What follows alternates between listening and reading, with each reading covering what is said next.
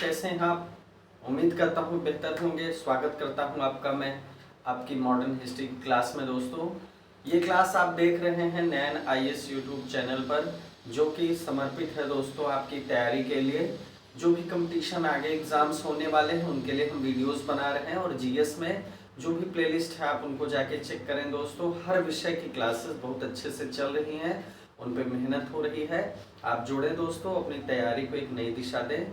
तो दोस्तों, हम शुरू करते हैं आज हमारी क्लास मॉडर्न हिस्ट्री की, जिसमें आप मेरे साथ पढ़ रहे हैं गवर्नर के क्या कार्यकाल थे, गवर्नर जनरल के कार्यकाल क्या थे, उनके कार्यकाल में महत्वपूर्ण बातें क्या हुई। और इसी तरह इसी क्रम में हमने जो है पिछली बार देखा था दोस्तों रॉबर्ट क्लाइव को और वारेन हेस्टिंग्स को। दो लोगों को देखा था हमने। एक गवर्नर थे, रॉबर्ट क्लाइव गवर्नर थे और वारेन हेस्टिंग्स प्रथम गवर्नर जनरल थे। हमने देखा कि किस तरह बंगाल के गवर्नर को गवर्नर जनरल बना दिया गया और मद्रास और बम्बई के गवर्नर को उसके अधीन कर दिया गया। दोस्तों, इस तरह हम आगे बढ़ते हैं और आज हम जो है जिस गवर्नर जनरल की बात करेंगे इस क्रम में, गवर्नर जनरल हमारा टॉपिक है। गवर्नर जनरल में हम आज जिसको देखेंगे दोस्तों वो कौन है? वो है लॉर्ड कॉर्नवालिस। महत्वपूर्ण गवर्नर जनरल था और बहुत सारे काम उसने किए दोस्तों। जो उसमें बहुत महत्वपूर्ण है वो चीजें हम आज की क्लास में देखेंगे। तो आज हमको क्या पढ़ना है दोस्तों? शुरू क्या करते हैं? किससे? लॉर्ड कॉर्नवालिस से। Lord Cornwallis, okay. Lord Cornwallis का कार्यकाल 1786 से 1793 था। 1786 से दोस्तों 1793 था। एक कार्यकाल ये था और 1805 में उसका कार्यकाल पुनः शुरू हुआ, लेकिन इसके बाद जो है इसकी मृत्यु हो गई। ठीक है, गाजीपुर में मृत्यु हो गई, वहीं पर इसकी कब्र भी बनी है। आइए दोस्तों आगे बढ़ते हैं। इसने क्या क्या काम किया वो हम देखेंगे। महत्वपूर्ण गवर्नर जनरल है। पॉइंट्स में हम देखेंगे दोस्तों जो परीक्षा में पूछे जाते हैं, सिर्फ उतने से मतलब है हमें। बाकी जो है बोल वचन या प्रवचन हमको नहीं करना है, सिर्फ उतनी चीजें देखेंगे जो परीक्षा में पूछने की संभावना है। तो लॉर्ड कॉर्नवालिस के समय में इसने क्या क्या ऐसे काम किए जो आपको परीक्षा की दृष्टि से जरूरी है जानना। पहला काम कानून की विशिष्टता का नियम। कानून की विशिष्टता का नियम मतलब कानून सर्वोच्च है, कानून सर्वोच्च है, यही विशिष्ट है। इसका नियम किसने दिया? कॉर्नवालिस ने दिया। इससे पूर्व ये नियम भारत में लागू नहीं था। इससे पूर्व भारत में ये नियम लागू नहीं था। सबसे पहले इसको किसने लागू किया? लॉर्ड कॉर्नवालिस ने। ठीक, क्लियर हुआ? भारत में इसने लागू किया। भारत में लागू किया। एक काम इसका ये है। दूसरा जो महत्वपूर्ण काम है दोस्तों, दूसरा महत्वपूर्ण काम क्या है? इसने क्या किया? जिले के समस्त अधिकार कलेक्टर के हाथ में दे दिए। जिले के समस्त अधिकार कलेक्टर के हाथ में सौंप दिया। कलेक्टर के हाथों में दे दिए। दोस्तों, आपको पता है इसके पहले मैंने बताया आपको कि कलेक्टर को दीवानी अदालत का प्रमुख बनाया गया। किसके द्वारा? वारेन हेस्टिंग्स के द्वारा। इसके जस्ट पहले हम लोगों ने देखा। लेकिन कलेक्टर को सुपर पावर कहाँ दी गई? लॉर्ड कॉर्नवालिस के समय में इसने कलेक्टर को सर्वशक्तिमान बना दिया। ठीक है, क्लियर हुआ? इसने जो है कलेक्टर को सर्वशक्तिमान बना दिया। अब आइए दोस्तों देखते हैं इसके बाद क्या किया। इसने जिले में क्या किया दोस्तों? जिले में पुलिस थाना की स्थापना की।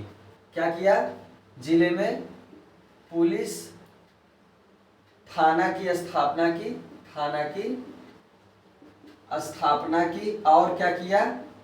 एक दरोगा को इंचार्ज बना दिया। एक दरोगा को इंचार्ज बनाया। क्लियर हुआ? ये पुलिस व्यवस्था थी इसकी। ठीक है, चलिए आगे बढ़ते हैं दोस्तों। इसने एक काम और क्या किया? जो फौजदारी अदालतें दोस्तों भारतीय न्यायाधीशों से युक्त थी, जो इसके पहले आपने देखा जो फौजदारी अदालतें थी उसमें भारतीय न्यायाधीश होते थे, उसको इसने क्या किया, पूरी तरह से खत्म कर दिया और क्या किया, भ्रमण करने वाली अदालतें बनाई, मतलब मूवेबल भ्रमण करने वाली अदालतें बनाई। क्या बनाई इसने, इसने क्या किया, इसने दोस्तों भारतीय न्यायाधीशों से युक्त जो है अदालतों को समाप्त कर दिया। भारतीय न्यायाधीशों से युक्त अदालतों को क्या किया, अदालतों को समाप्त कर दिया, समाप्त कर दिया। ठीक है, जो अदालतें भारतीय न्यायाधीशों से युक्त थी उसको समाप्त कर दिया और क्या किया, भ्रमण करने वाली अदालतें, भ्रमण करने वाली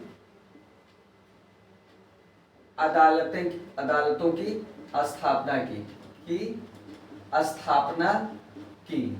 उसमें देखिए बंगाल और बिहार दोनों जगह, 3 जो है बंगाल के लिए की, बंगाल के लिए, और 1 की किसके लिए, बिहार के लिए। 3 अदालतें इसने बंगाल के लिए की और 1 बिहार के लिए। ठीक है, तो ये इसका काम हो गया। और आगे देखते हैं दोस्तों, और भी इसके काम है वो समझते हैं क्या है। ठीक है, इसमें जो इंपॉर्टेंट पॉइंट्स है दोस्तों वो नोट कर लीजिएगा अपने शब्दों में, बुलेट फॉर्म में या माइंड मैप से नोट्स जरूर बनाइए दोस्तों। ठीक है, मैं बार बार ये चीज कहूंगा, नोट्स जरूर बनाइए। चलिए आगे इसने क्या किया, इसने दोस्तों इसने एक काम और किया, इसने 1793 तक क्या किया, न्यायिक सुधार किए, न्यायिक सुधारों को अंतिम रूप दिया। न्यायिक सुधार चलता रहा इसके समय में, लेकिन 1793 तक इसको फाइनलाइज कर दिया गया इसके द्वारा। न्यायिक सुधारों को अंतिम रूप दिया, अंतिम रूप दिया। अब इसमें क्या किया इसने क्या किया दोस्तों, 1793 तक जो है इसने न्यायिक सुधारों को अंतिम रूप दिया और इसने एक संहिता बनाई जिसको इसने क्या कहा, कार्नवालिस संहिता या कार्नवालिस कोड या कार्नवालिस संहिता बनाई।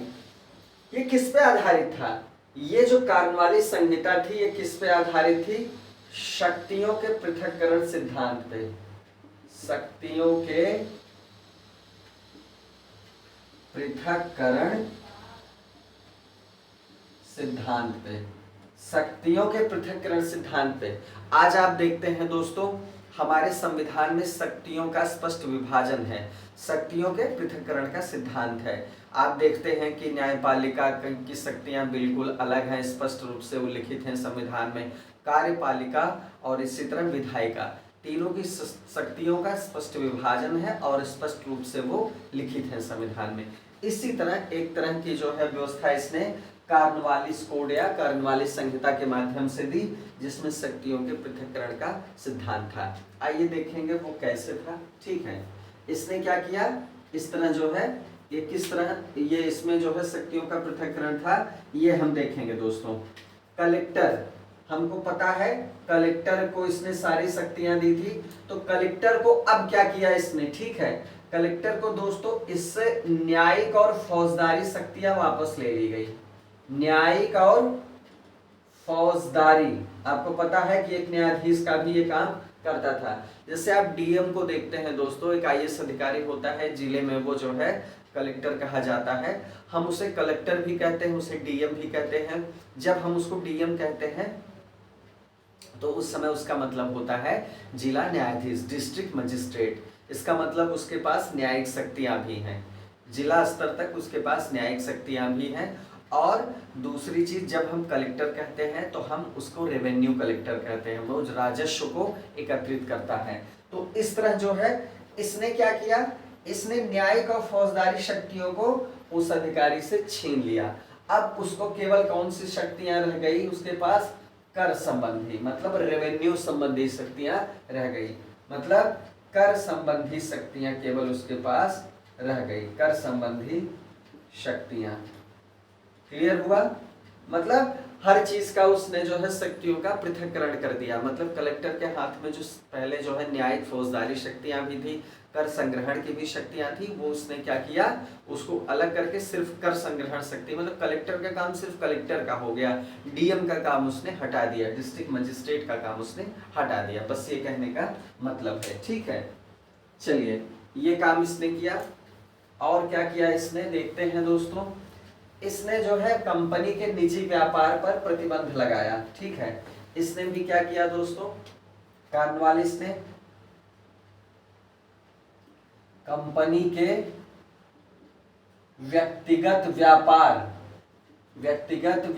पर क्या किया, इसने प्रतिबंध लगा दिया। जैसे रॉबर्ट क्लाइव ने प्रतिबंध लगाया था कंपनी के व्यक्तिगत व्यापार पे, इसी तरह जो है कंपनी के व्यक्तिगत व्यापार पे लॉर्ड कॉर्नवालिस ने भी क्या किया, प्रतिबंध लगा दिया। क्लियर हुआ। चलिए आगे देखते हैं दोस्तों। इसके बाद इसका जो एक बहुत महत्वपूर्ण काम है लॉर्ड कॉर्नवालिस का, नोटिस करिएगा, इसको जो है नागरिक सेवा का जनक माना जाता है। लॉर्ड कॉर्नवालिस को सिविल सर्विस का या लोक सेवा का जनक माना जाता है। बहुत इंपॉर्टेंट है ये पॉइंट बहुत इंपॉर्टेंट है, ध्यान दीजिएगा। ठीक है, ये सिविल सेवा या लोक सेवा कह सकते हैं आप, सिविल सेवा या लोक सेवा या नागरिक सेवा, इसका ये जनक माना जाता है लॉर्ड कॉर्नवालिस। चलिए एक काम और महत्वपूर्ण है इसका दोस्तों, एक काम और महत्वपूर्ण है, बहुत ही महत्वपूर्ण है, वो आप देख लीजिए। ठीक है, इसके बाद लॉर्ड कॉर्नवालिस का काम खत्म हो जाएगा। इसने जो है 1793 में दोस्तों क्या किया, इसने स्थाई बंदोबस्त की जो है प्रणाली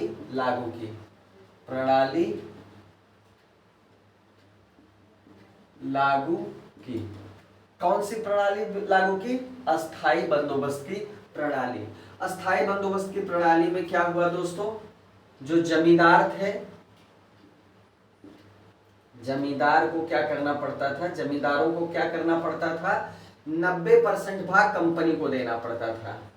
90% भाग अर्थात 10/11। कितना, 10/11। मतलब सोचिए 11 अगर टुकड़े किए जाए तो उसमें 10 हिस्सा केवल कंपनी को देना पड़ता था, 1 हिस्सा इसके पास बचता था। मतलब केवल 10% भाग जो है अपने पास रख सकते थे, अपने पास रख सकते थे। ठीक है, रख सकते थे 10%, मतलब 1/11 भाग जो है अपने पास रख सकते थे, बाकी 10/11 भाग या 90% इनको जो है कंपनी को देना पड़ता था। ये थी स्थायी बंदोबस्त की प्रणाली।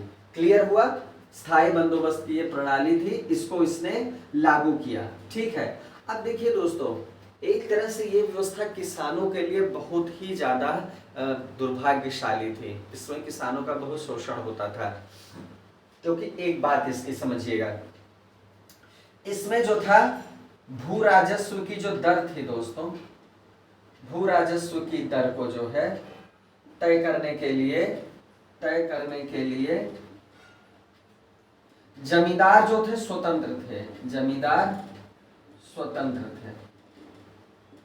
मतलब जमींदारों को 90% देना ही पड़ता था, लेकिन इसके बाद क्या हुआ, जमींदार स्वतंत्र थे कि भू राजस्व की दर क्या होगी।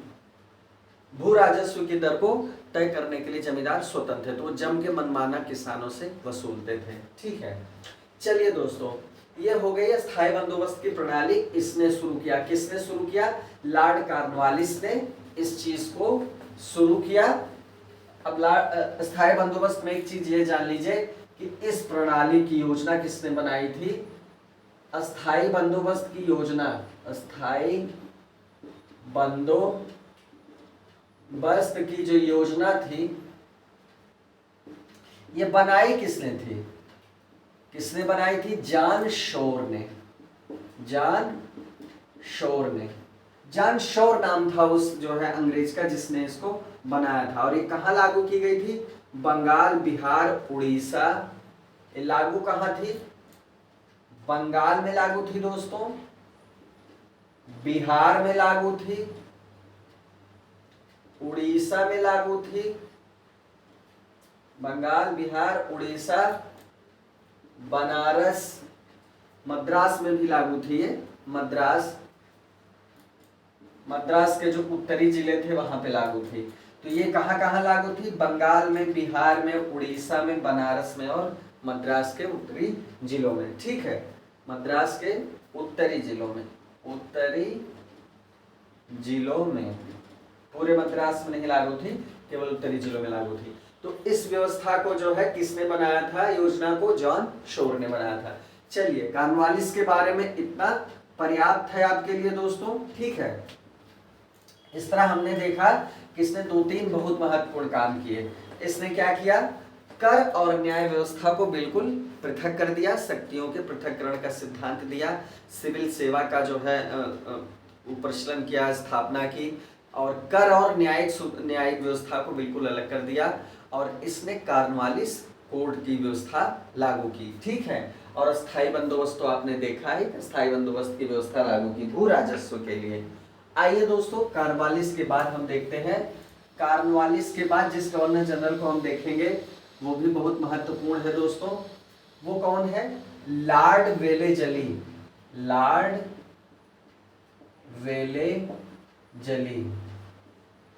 वेलेजली का कार्यकाल क्या है दोस्तों? 1798 से 1805। ये भी महत्वपूर्ण गवर्नर जनरल है दोस्तों। इंपॉर्टेंट पॉइंट्स देख लेते हैं लॉर्ड वेलेजली के बारे में, क्या क्या इंपॉर्टेंट पॉइंट्स है। सबसे पहला जो इसका नाम आता है दोस्तों, किस लिए आता है? सहायक संधि के लिए। सहायक संधि पद्धति जो है उसके लिए इसका नाम आता है लॉर्ड वेलेजली का। हालांकि दोस्तों, लॉर्ड वेलेजली की ये जो सहायक संधि थी, ये पहले एकदम यूनिक कॉन्सेप्ट नहीं था, ये इनोवेशन नहीं था। इसके पहले भी ये लागू थी और इसके पहले भी ये सफलतापूर्वक चल रही थी। तो हम देखेंगे कि सबसे पहले इसका प्रयोग किसने किया था। इस पद्धति का जो सहायक संधि की पद्धति थी, सर्वप्रथम इसका प्रयोग किसने किया था? सर्वप्रथम कह सकते हैं, सर्वप्रथम कौन सा यूरोपीय था दोस्तों? वो यूरोपीय कौन था? फ्रांसीसी गवर्नर डुप्ले। फ्रांसीसी गवर्नर डुप्ले वो पहला यूरोपीय था जिसने सहायक संधि का प्रयोग किया था। अच्छा, सहायक संधि में होता क्या था दोस्तों? ईस्ट इंडिया कंपनी जो है किराए पे अपने सैनिकों को नवाब या शासकों के पास रखती थी। मतलब इसकी संधि में ये शर्तें थी कि आप हमारी सेना का खर्च वहन करें, आपके दरबार में या आपके शासन के खर्च पे हमारी सेना रहेंगी, और आपात स्थिति में या युद्ध की कोई भी कंडीशन में आपकी सुरक्षा हम करेंगे। ठीक है, ये सहायक संधि की प्रमुख शर्त थी। ठीक है, तो चलिए, इस तरह जो हमने देखा कि सर्वप्रथम इसका प्रयोग किसने किया? डुप्ले ने किया, जो फ्रांसीसी गवर्नर था। आइए दोस्तों, देखते हैं वेलेजली का और काम क्या हुआ, किस तरह जो है सहायक संधि को इसने लागू किया। सर्वप्रथम इसी के साथ एक फैक्ट हमको और देखना है, सर्वप्रथम इस संधि को किसने जो है अपनाया। तो सर्वप्रथम दोस्तों 1765 की बात है। 1765 की बात है। सबसे पहले अवध ने जो है इस संधि को अपनाया। किसके साथ किया गया? अवध के साथ। और इसमें क्या किया गया? निश्चित धन के बदले जो है अवध की सुरक्षा का वायदा किया गया। ये संधि सबसे पहले 1765 में अवध के साथ की गई, जिसमें एक निश्चित धनराशि के बदले में उसकी सुरक्षा का वायदा किया गया। क्लियर हुआ? तो ये इंपॉर्टेंट है, 1765 और अवध, इसी के साथ सबसे पहले संधि की गई। सबसे पहले इसको जो है किसने प्रचलित किया? डुप्ले ने। और सहायक संधि प्रचलित जानी किसकी वजह से जाती है? लॉर्ड वेलेजली की वजह से। ठीक है, तो ये चीज हो गई। देखिए, मराठों में कौन था दोस्तों? आइए अगला पॉइंट देखते हैं। मराठों में इस संधि को स्वीकार करने वाला कौन था? मराठों में कौन था दोस्तों? तो मराठों में मराठा सरदार पेशवा बाजीराव द्वितीय, पेशवा बाजीराव द्वितीय था, जिसने जो है इस संधि को स्वीकार किया और अंग्रेजों की संरक्षिता स्वीकार कर ली। बदले में 26 लाख रुपए जो है दिया गया अंग्रेजों को। ठीक है, चलिए, पेशवा बाजीराव वो पहला मराठा सरदार था जिसने इसकी जो है सहायक संधि को स्वीकार किया। और किसने स्वीकार नहीं किया? इंदौर के होलकर थे। इंदौर के जो होलकरों ने क्या किया, इसको होलकरों ने इस संधि को अस्वीकार कर दिया। इस संधि को क्या किया दोस्तों? अस्वीकार कर दिया, अस्वीकार कर दिया। मतलब उन्होंने इस संधि को स्वीकार नहीं किया, इंदौर के होलकरों ने। ठीक है, अब चलिए इसके बारे में पर्याप्त है, आपको इससे ज्यादा जानने की जरूरत नहीं है। सहायक संधि को इससे ज्यादा जानने की जरूरत नहीं है। अब वेलेज़ली के बारे में और क्या आपको जानना है दोस्तों? इसने जो है एक फोर्ट विलियम कॉलेज की स्थापना की। 1800 में इसने क्या किया? Fort William college, fort William college ये कहाँ था दोस्तों? कहाँ स्थापना की? कहाँ? कलकत्ता में, कलकत्ता में। अब ये था किस लिए? फोर्ट विलियम कॉलेज किस लिए इसने स्थापना की? जो नागरिक सेवा में भर्ती होते थे, जो भी युवक जो सिविल सेवा की स्थापना की कॉर्नवालिस ने, उसमें जो लोग भर्ती होते थे उनकी ट्रेनिंग के लिए जो है यहाँ पर लाया जाता था। मतलब किसके लिए इसकी स्थापना की? सिविल सेवकों के प्रशिक्षण के लिए। किसके लिए? सिविल सेवकों के प्रशिक्षण या ट्रेनिंग के लिए उसने 1800 में क्या किया? फोर्ट विलियम कॉलेज की कलकत्ता में स्थापना की। क्लियर हुआ? ठीक है, 1854 तक क्या किया? अंग्रेजों को भारतीय भाषा का ज्ञान देने के लिए ये चलता रहा। अंग्रेजों को भारतीय भाषाओं का ज्ञान देने के लिए ये चलता रहा। कब तक चलता रहा? 1854 तक। 1854 तक अंग्रेजों को यहाँ से भारतीय भाषाओं की शिक्षा मिलती रही। चलिए दोस्तों, वेलेज़ली का काम यहाँ से समाप्त होता है। लॉर्ड वेलेज़ली के बारे में जो पॉइंट्स हैं, सबसे महत्वपूर्ण है दोस्तों सहायक संधि।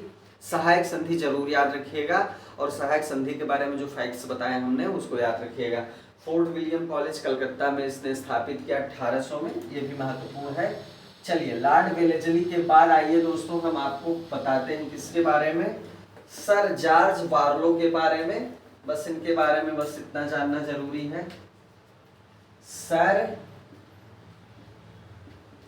George Barlow. Sir George Barlow का कार्यकाल कब था? 1805 से 1807 तक था। 1807 तक। इनके बारे में सिर्फ इतना जानना है दोस्तों कि 1806 में, चूंकि मान लीजिए परीक्षा में पूछ ही दे तो किसके कार्यकाल में हुआ, तो याद रखिएगा 1806 में वेल्लोर में क्या हुआ था? सिपाही विद्रोह हुआ था। वेल्लोर में, क्योंकि विद्रोह में सिपाही विद्रोह पूछता है, तो वेल्लोर में जो सिपाही विद्रोह हुआ था इन्हीं के कार्यकाल में हुआ था। तो इनके कार्यकाल की महत्वपूर्ण घटना है, इसलिए आप इनके बारे में बस इतना जान लीजिए कि सर जॉर्ज बार्लो के समय में ही वेल्लोर में सिपाही विद्रोह हुआ था। चलिए दोस्तों, बस इतना पर्याप्त है। आइए दोस्तों, इसके बाद हम देखेंगे फिर जो है लॉर्ड मिंटो प्रथम को। किसको देखेंगे? लॉर्ड मिंटो प्रथम। लॉर्ड मिंटो प्रथम, इनके बारे में हमको ये देखना है कि इनके समय में क्या हुआ दोस्तों।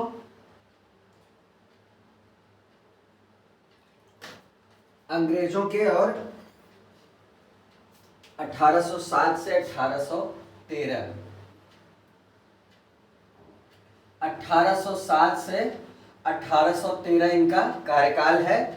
इस कार्यकाल में क्या हुआ, बहुत ही महत्वपूर्ण, अंग्रेजों और महाराजा रणजीत सिंह, पंजाब के जो रणजीत सिंह थे महाराजा, के बीच क्या हुआ, अमृतसर की संधि, अमृतसर की संधि वो इसी के कार्यकाल में हुई। ठीक है, कब हुई, 1809 में। 1809 में दोस्तों अंग्रेजों और रणजीत सिंह के बीच क्या हुआ, अमृतसर की संधि हुई। ठीक है, ये किसके वजह से हुई दोस्तों, चार्ल्स मेटकाफ, चार्ल्स मेटकाफ की मध्यस्थता में। ठीक है, मध्यस्थता में चार्ल्स मेटकाफ की मध्यस्थता में जो है अमृतसर की संधि हुई। चलिए, एक चीज महत्वपूर्ण है इनके बारे में। दूसरी चीज जो महत्वपूर्ण है दोस्तों, 1813 में क्या हुआ, चार्टर एक्ट पारित हुआ, चार्टर एक्ट पारित हुआ। एक चार्टर एक्ट था दोस्तों, तो वो चार्टर एक्ट 1813 वाला जो था वो भी इनके समय में पारित हुआ। चलिए दोस्तों, आगे देखेंगे हम लॉर्ड हेस्टिंग्स को। आपने इसके पहले वारन हेस्टिंग्स को देखा था दोस्तों, जो क्या था, बंगाल का प्रथम गवर्नर जनरल, कंपनी के अधीन। ठीक है, अब हम देखेंगे वारन हेस्टिंग्स को नहीं, बल्कि लॉर्ड हेस्टिंग्स को। अगला नाम क्या है दोस्तों, लॉर्ड हेस्टिंग्स। लॉर्ड हेस्टिंग्स को हमको सिर्फ इतना देखना है, दो तीन चीजें इसके समय में हुई हैं। 1813 से 1823 इनका कार्यकाल है। 1823 तक ये जो है रहते हैं दोस्तों। इसने क्या किया, इसके समय में क्या क्या हुआ, पिंडारियों का दमन।